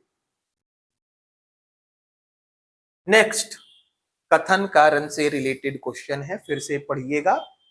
यदि गति दोगुनी की जाती है, गति दोगुनी कर दी गई, तो गति क्या होता है? चाल बराबर दूरी बटे समय। यदि ये दोगुना कर दिए तो समान दूरी के लिए, दूरी समान है तो क्या होगा? चाल डायरेक्टली प्रोपोर्शनल टू 1/t। ये डबल किए ना, ये बढ़ाए तो ये कम होगा, तो ये डबल किए तो ये आधा होगा। समय आधा हो जाता है बिल्कुल। अरे भाई बहुत तेज गाड़ी चलाओगे, ये बताओ यहां से हम जाते हैं नेहरू चौक 1 घंटे में, अब डबल स्पीड कर दिए तो टाइम आधा नहीं हो गया? बिल्कुल, स्पीड डबल किए टाइम आधा होगा। सही बात कह रहा है। समय बराबर दूरी बटे गति, यही होता है क्या? नहीं, समय बराबर दूरी बटे चाल होता है।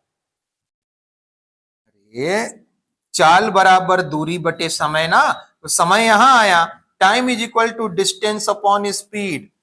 ये गलत है, ए सही कारण गलत, ए सही कारण गलत है। ऑप्शन नंबर क्या आया?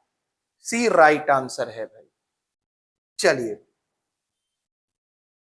ये थोड़ा सा ब्लर है क्वेश्चन, हम पढ़ के बता रहे हैं, आपको दिखाई तो दे रहा होगा।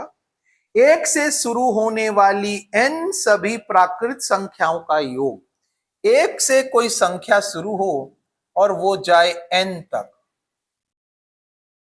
तो उनका योग नहीं, औसत।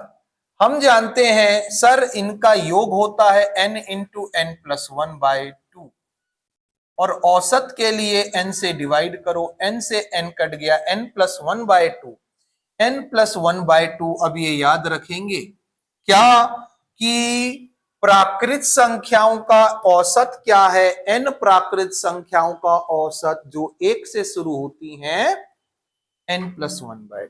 चलो, दो गति x और y पर समान दूरी यात्रा के लिए औसत क्या है, ये तो बहुत बार बताया है, 2xy upon x plus Y. तो 2xy upon x plus Y, D 2 का d। अब इतना पूरा नहीं सॉल्व करो, a का b 2 का d, a का b ये नहीं है, ये नहीं है, 2 का d ये नहीं है, a ही आंसर है। यदि आप बनाना चाहते हैं पूरा तो देख लेते हैं।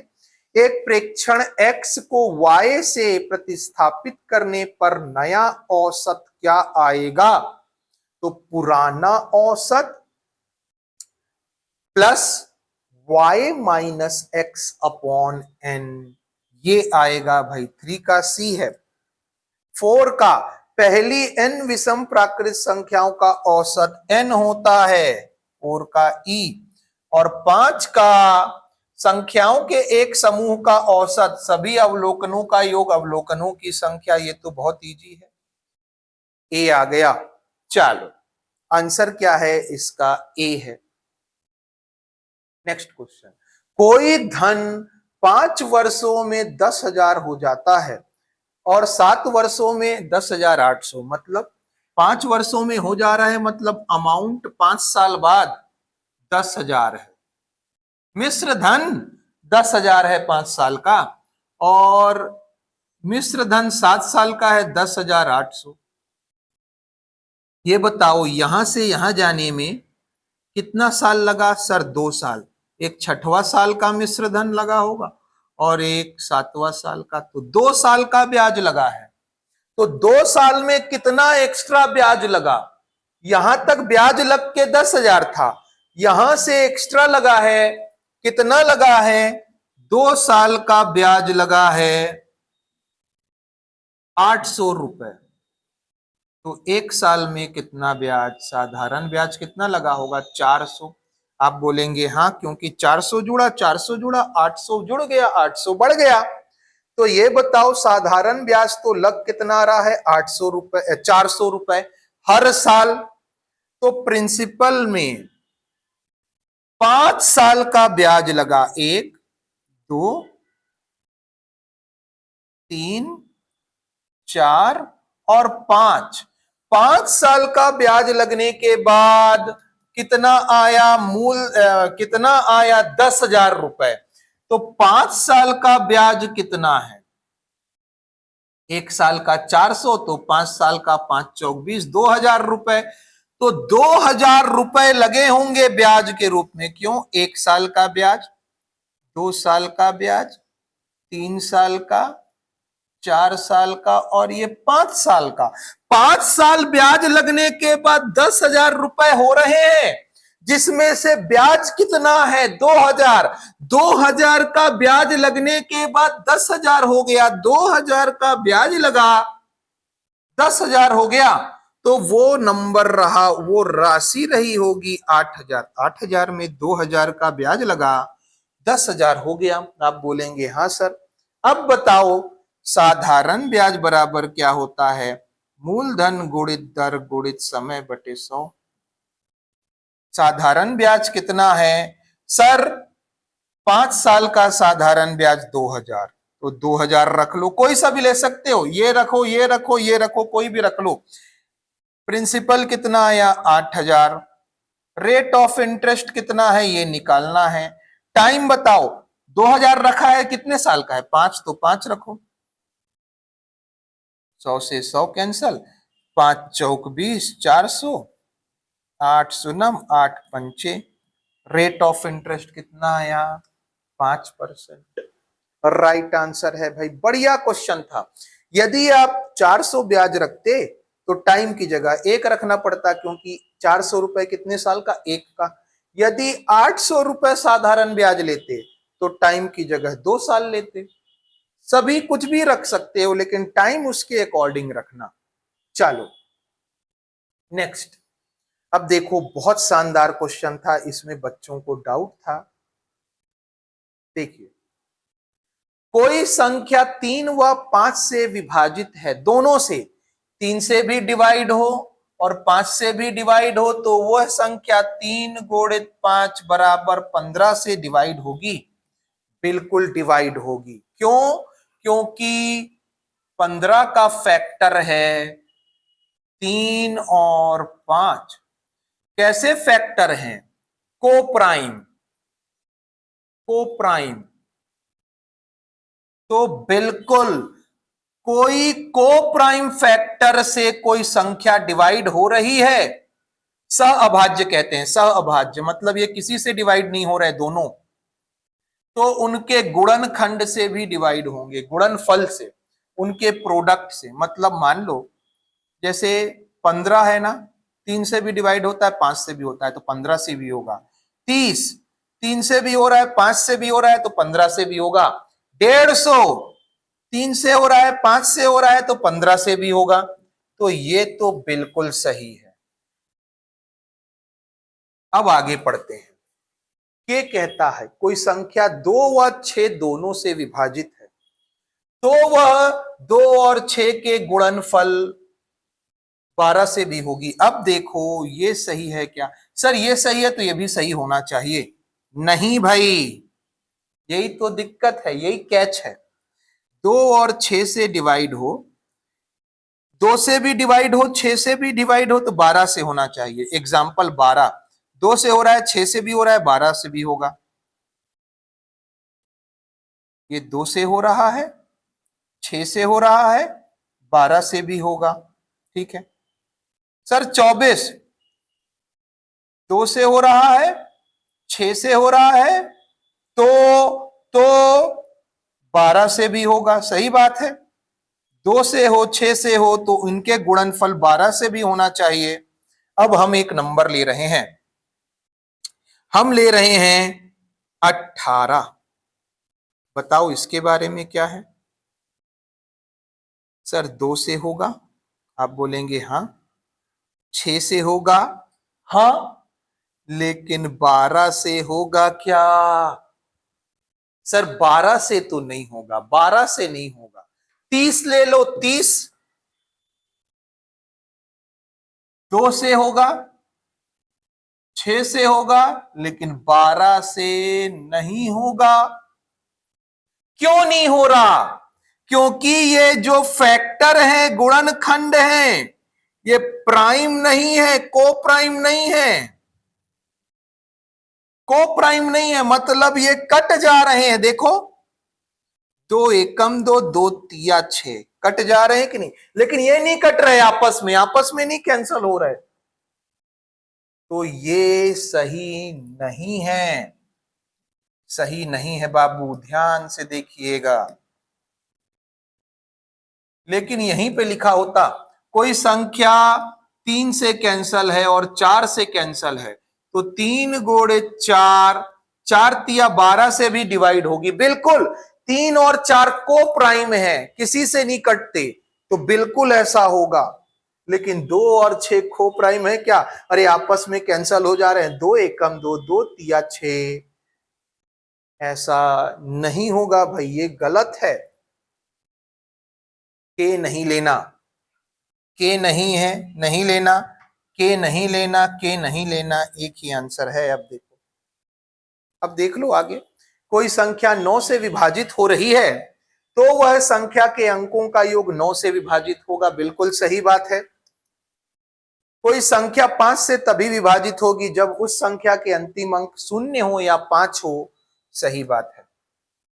बहुत अच्छा कंसेप्ट था, इंपॉर्टेंट कंसेप्ट था भाई। Next question. ये स्टेप वाले क्वेश्चन आ गए। एक क्वेश्चन अपन ने किया था रीजनिंग में स्टेप का, ये क्वेश्चन है रेशियो से, मैथ से। क्या कहता है, एक पानी के मिश्रण में दूध और पानी का अनुपात, मिल्क और वाटर का रेशियो 5:3 है, और मिल्क है 40 लीटर। तो आपको कहता है मिश्रण की कुल मात्रा बताइए। तो सबसे पहले आप इसको छोड़ दो, आप क्या क्या करोगे बनाने के लिए, इसको छोड़ो स्टेप को, आप क्या करोगे बनाने के लिए ये बताओ। तो सर सबसे पहले हम देखेंगे, हम चेक करेंगे मिल्क दिया है तो मिल्क रेशियो में कितना है, 5 यूनिट। तो 5 यूनिट की वैल्यू 40 लीटर, ये करेंगे। दूसरा स्टेप करेंगे, 1 यूनिट की वैल्यू निकालेंगे। 5 अट्ठे 40, 1 यूनिट का भाग निकाला, एक भाग निकल आया। अब इसको टोटल निकालना है ना, तो कुल भाग कितना है, 8 यूनिट। तो 8 यूनिट की वैल्यू 8 अट्ठे 64 लीटर। बस यही तो करना है। तो सबसे पहले आपने क्या किया सर, मिल्क की वैल्यू को पुट किया, तो एक भाग की मात्रा निकालेंगे, एक भाग की मात्रा, 1 यूनिट की वैल्यू निकाले ना, तो वही एक भाग की मात्रा। कैसे निकालेंगे, दूध की मात्रा डिवाइडेड बाय दूध का भाग, 40 को डिवाइड किया 5 से, सबसे पहले 2 आएगा, फिर 2 स्टार्ट यहीं से हो रहा है, फिर 1। कुल भाग कितना है ये देखे, तो हम देखे कुल भाग कितना है, 8 यूनिट, तो 8 यूनिट है, ठीक है। अब देखे एक भाग की मात्रा को कुल भाग में गुणा करेंगे, एक भाग की मात्रा को 8 गुणित 8, 8 गुणित 8 नहीं हुआ यहां पे, 8 अट्ठे 64, 3 आया, और चौथा मिश्रण की कुल मात्रा ज्ञात कर लेंगे, 2 1 3 4, ऑप्शन नंबर। तो जो भी स्टेप आता है ना, तो सबसे पहले ये सोचा करो कि हम कैसे बनाएंगे इसको, और जैसा आप प्रोसेस फॉलो करते हो वही देखा करो क्या मैच हो रहा है, यदि मैच हो गया तो वही आंसर है। नेक्स्ट क्वेश्चन देखो, बहुत बढ़िया क्वेश्चन है, ये भी सही जोड़ी से रिलेटेड क्वेश्चन है बाबू, बहुत क्वेश्चन आ रहे हैं सही जोड़ी से। चलिए देखिए, यदि क्रय मूल्य x है एवं लाभ R% है, तो विक्रय मूल्य, सर x क्रय मूल्य है, R% लाभ है, तो हम कहेंगे 100 प्लस R अपॉन 100। अरे यही तो होता है ना, CP into 100 plus profit minus loss upon 100। तो प्रॉफिट आर दिया, 100 प्रॉफिट दिया, इसलिए प्लस 100, 100 सीपी बोला एक्स, तो ये दिया है क्या, कहां दिया है, X into 100 plus R, X into 100 plus R upon 100 3 में, तो जे का आएगा 3। अब जे का 3 देखो सर, नहीं है नहीं है नहीं है, option number A right answer है। आगे सर अगर हम बनाना चाहते तो कैसे बनाते, देखते हैं। यदि क्रय मूल्य x है और हानि इतना है, अरे हानि बोला ना तो क्या दिक्कत है, हानि रख लो 100, हानि कितना दिया है R%, तो R अपॉन 100। सर कहां दिया है ये माइनस वाला, चौथे में, तो k का चौथा आएगा, k का चौथा है, ठीक है। यदि विक्रय मूल्य x है एवं लाभ R% है, तो क्रय मूल्य, सर हम जानते हैं विक्रय मूल्य क्या होता है, CP into 100 plus minus profit oblique loss upon 100। तो क्रय मूल्य कैसे निकलेगा, क्रय मूल्य is equal to SP into 100 upon में 100 plus minus profit oblique loss. देखो ये इधर आया, ये नीचे आ गया, यही क्या निकला, सीपी निकला। आप बोलेंगे हाँ सर ठीक है, आगे बढ़ते हैं। तो ये कहां दिया है, चौथे में देखते हैं क्या है, एल में विक्रय मूल्य एक्स है, तो एक्स विक्रय मूल्य, तो और लाभ आर है, तो ऊपर 100 हो गया, 100 लाभ आर, आर और लाभ है इसलिए प्लस, ये सीपी आया, सीपी इतना ही है क्या, X into 100, 100 plus R, X into 100, 100 plus R 1 में है, और हानि बोला है तो क्रय मूल्य क्या होगा, माइनस कर देना, यहां माइनस होगा -2 में। देखो बहुत बढ़िया कंसेप्ट पे क्वेश्चन बनाया था ये हमने, बहुत बढ़िया क्वेश्चन जी, डिजाइन करने में क्वेश्चन मजा आ गया था। उम्मीद करते हैं आपको भी अच्छा लगा होगा ये। चलो क्या कहता है क्वेश्चन पढ़ते हैं। एक रेलगाड़ी ए से बी की ओर सुबह 8 बजे कितने चाल से चलना शुरू करती है। ए है, यहां से जा रही है बी, 8 बजे जा रही है, ठीक है, 50 किलोमीटर प्रति घंटे से। आगे सर, यदि 11 बजे 80 की चाल से उसी दिशा में कोई दूसरी ट्रेन जाती है, 11 बजे ना कोई दूसरी ट्रेन जा रही है 80 किलोमीटर प्रति घंटे की चाल से, तो दूसरी रेलगाड़ी इसको कब पकड़ेगी कह रहा है। तो ये बताओ सर, ये 11 बजे ये चल रही है, ये रेड वाली, तो ये वाली ट्रेन तो 11 बजे तक आगे बढ़ गई होगी। सर 1 घंटे में 50 चलती है, तो 8 से 9 1 घंटा चली, 9 से 10 1 घंटा, 10 से 11 3 घंटे नहीं चल ली, तो 3 घंटे में 150 किलोमीटर चली होगी। आप बोलेंगे हाँ। अब ये रेलगाड़ी, ब्लू वाली जो रेलगाड़ी है वो 11 बजे यहां है और रेड यहां है, ये ब्लू वाली चलती है 50 किलोमीटर प्रति घंटा और ये चलती है 80। ये रेड वाली कब पकड़ लेगी, तो ये पकड़ेगी किस स्पीड से, 50 ये चल रही है, 50 ये भी चल रही है, 30 की स्पीड एक्स्ट्रा है इसके पास, इसी से पकड़ेगी। और पकड़ने के लिए कितना डिस्टेंस है, 150 किलोमीटर। तो हम जानते हैं चाल बराबर दूरी बटे समय, स्पीड है 30 किलोमीटर प्रति घंटा, इसी से पकड़ेगी, 80 मत लिखना, 30 है एक्स्ट्रा, 30 से पकड़ेगी और दूरी है 150 किलोमीटर। टाइम निकालना है, किलोमीटर से किलोमीटर, 30 पंचे 5 घंटे बाद पकड़ेगी। चलिए नेक्स्ट, 35 विद्यार्थियों की एक कक्षा में विद्यार्थियों की औसत आयु 17 वर्ष है। उस कक्षा के कक्षा शिक्षक तथा विद्यार्थियों की औसत आयु 18 वर्ष है। ये देखो 35 लोग हैं, नंबर एवरेज है 17, तो सम कितना होगा, इन दोनों का गुणा, 17 पंचे 85, हासिल आई 8, 17 दूना 34, 17 तिया 51, 51 और 8 59। अब टीचर आ गया तो 36 लोग हो गए और एवरेज है 18 साल, 18 पंचे 90, 18 छंग 108, 10 हासिल, 18 दूना 36, 18 तिया 54 और 10 64, दोनों का डिफरेंस कितना आया, 48 5 53, 53 साल शिक्षक की आयु है। बढ़िया क्वेश्चन था भाई। नेक्स्ट, हाँ ये क्वेश्चन ना बहुत बार पूछा है, खासकर किसमें, सुनना ध्यान से, हमने इसको क्यों दिया है, रेलवे में ग्रुप डी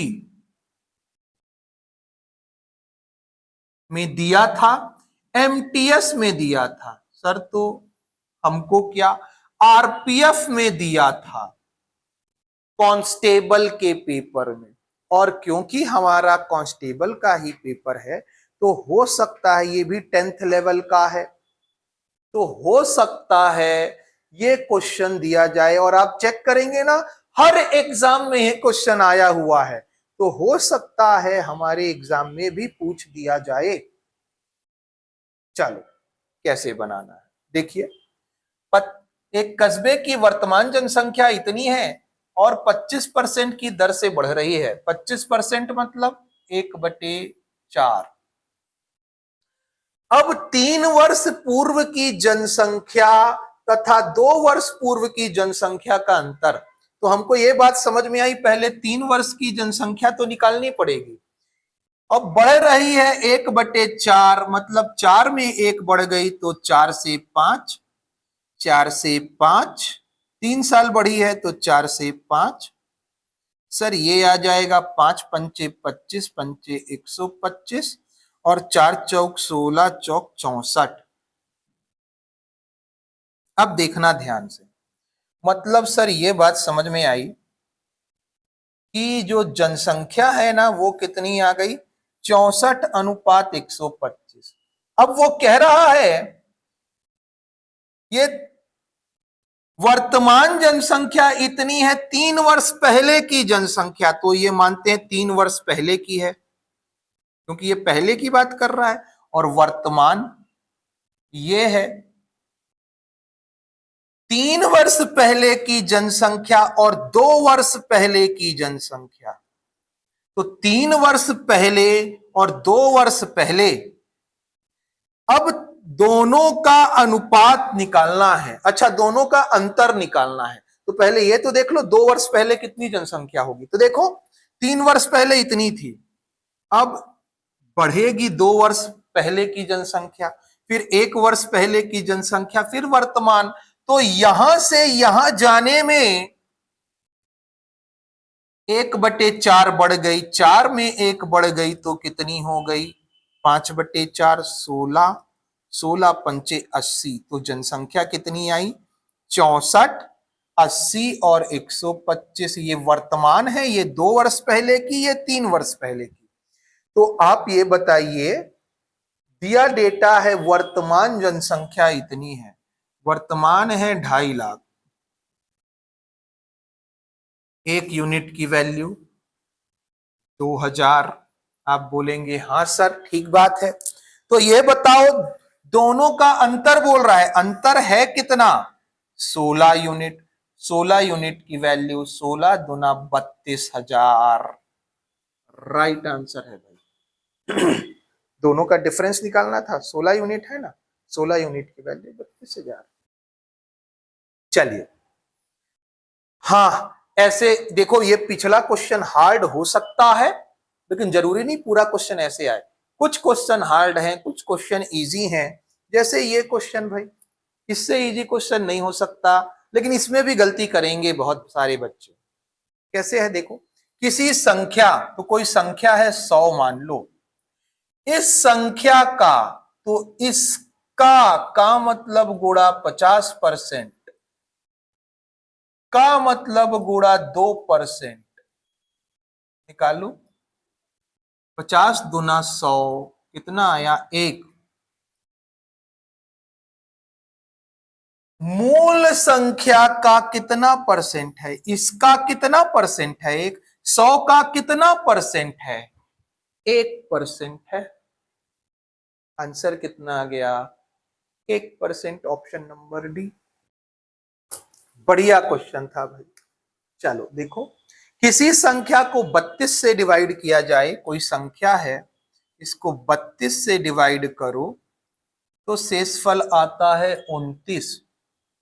तो इसी संख्या को यदि हम 8 से डिवाइड करें तो शेषफल कितना आएगा। आप देखो, डायरेक्ट ऐसा क्वेश्चन आए ना, 8 चौक 32, ये कटता है तो डायरेक्ट इसको डिवाइड करो, 8 दूनी 16, 8 तिया 24, 24। शेषफल कितना आया, 5। कितना शेषफल आया, 5। मतलब क्या है बात, डायरेक्ट शेषफल को डिवाइड करो, विभाजित करो। शेषफल कितना, 29, डिवाइड करो, 8 दूनी 16, 8 तिया 24, 5 आंसर है, बस खत्म। यदि शेषफल 30 बचता तो 8 से डिवाइड करो, 8 दूनी 16, 8 तिया 24। क्यों, क्योंकि बोल रहा है 8 से डिवाइड करो, तो 6, 8 तिया 24, 6। यदि शेषफल 21 बचता तो 8 से डिवाइड करो, 8 दूनी 16, शेषफल 5। डायरेक्ट करना है बाबू। चलिए, कहता है यदि किसी वस्तु पर मिलने वाला लाभ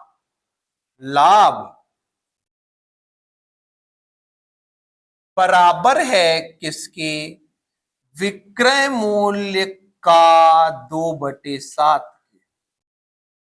तो ये लाभ जो है, प्रॉफिट है, वो कितना आ गया? Profit upon SP is equal to 2/7। SP 7 है तो प्रॉफिट 2, मतलब 7 में बेचा तो 2 का प्रॉफिट। तो सीपीएसपी निकालो। क्यों सीपीएसपी निकालना है? क्योंकि आपको हर बार सीपीएसपी की जरूरत होगी। कुछ भी बोले, प्रॉफिट बोले, लॉस बोले, सीपीएसपी निकाल लो। सर 7 में बेचा, 7 में बेच दिया, 7 में बेचा, 2 का लाभ हुआ, तो खरीदा 5 में होगा, तभी तो लाभ हो रहा है। कितने का लाभ? 2 का। कहां से? 5 से, इंटू 100%। कितना आंसर आ गया? Option number B 40% right answer है भाई। देखिए, बढ़िया क्वेश्चन था ये। लास्ट क्वेश्चन डिस्काउंट से है। 5 वस्तुओं की खरीद में आपको 3 वस्तु फ्री मिल रही है, तो डिस्काउंट कितने का है? तो डिस्काउंट जब भी निकालना है, देखो कितने का डिस्काउंट मिला? 3 का। कितने वस्तु की खरीद में? 5 में। लेकिन टोटल करो 8। टोटल कितनी वस्तु लेके जा रहे हो आप? घर तो 8 ले जा रहे हो ना, 5 थोड़ी ले जा रहे हो। खरीदे 5 हो, लेकिन लेके कितने जा रहे हो? 8। तो 8 में, टोटल 8 में 3 फ्री मिला, इंटू 100%। 37.5 राइट आंसर है। क्या हुआ सर? 5 वस्तु खरीदे, इतना फ्री मिला, तो टोटल ये बताओ। इसी को हम दूसरा एग्जांपल लें क्या?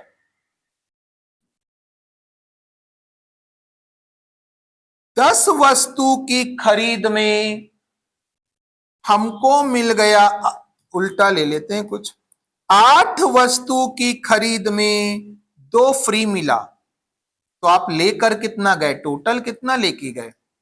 सर 10 लेके गए। 10 लेकर गए, कितना फ्री मिला? 2। 10 में 2, 10 में 2, इंटू 100%,